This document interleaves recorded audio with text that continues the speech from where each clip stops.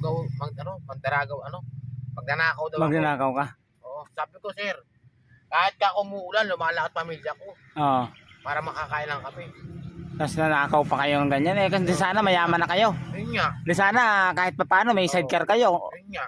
Sila Napakaraming sidecar dyan pwedeng nakawin. Oo. Kaya yun ang hinalo ko sa kanila. Tapos nakita lang sa kami ng kabataan, dalawa.